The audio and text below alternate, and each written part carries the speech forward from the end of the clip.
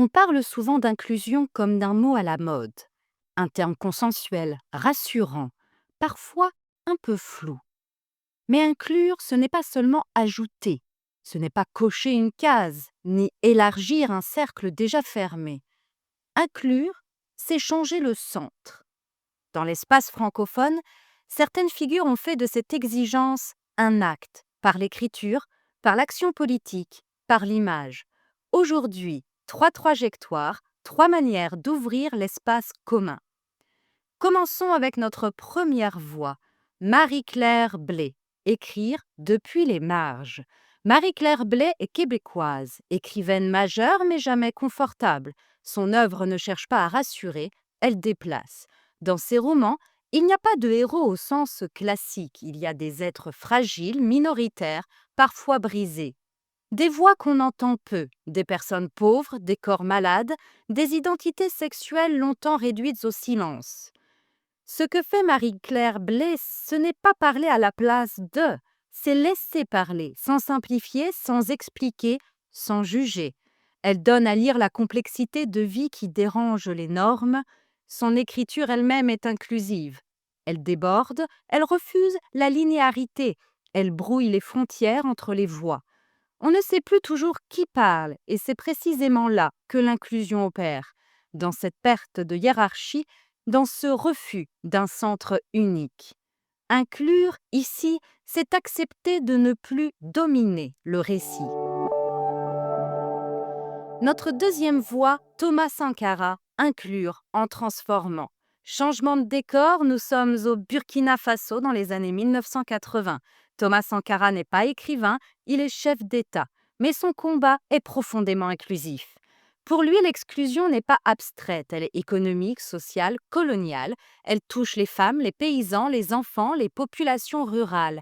Sankara agit, il impose la scolarisation, il valorise les langues locales, il défend publiquement l'égalité entre les femmes et les hommes dans une société où ce discours était radical.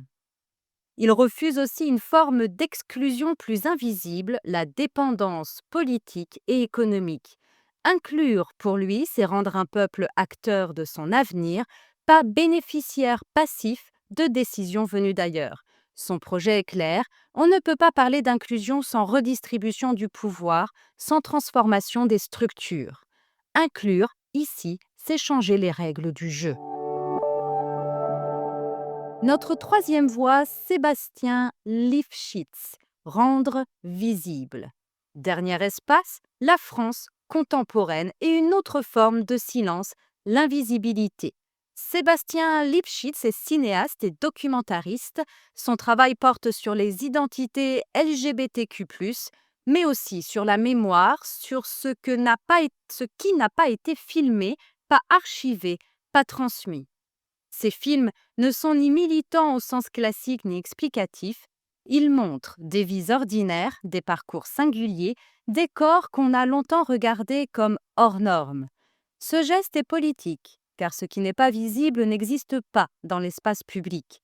En filmant, en donnant du temps, de l'attention, Lifshitz réinscrit ses existences dans une histoire collective.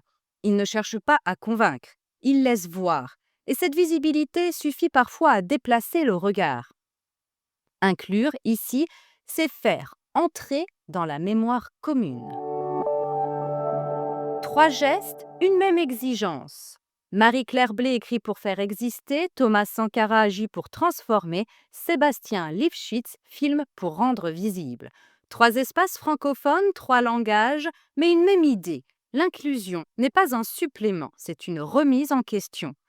Inclure, ce n'est pas inviter à la table, c'est accepter que la table change de forme. Et peut-être est-ce là, finalement, le point commun de ces voix francophones, elles ne demandent pas la permission, elles déplacent le cadre.